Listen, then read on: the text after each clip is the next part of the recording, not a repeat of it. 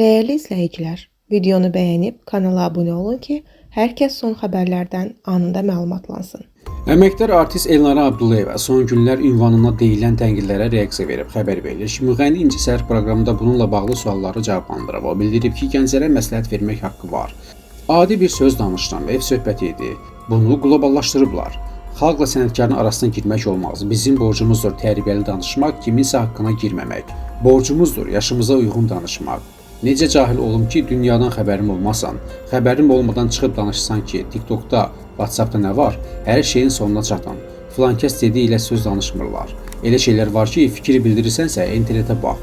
Gör danışdığınız insanın necə yaşı var, kimdir, hardan gəlib.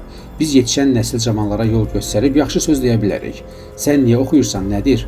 Ağıllı ol, qulağını aç, mən Respublikanın əməkdar artistiyəm. Adımın üstündə artist sözü var.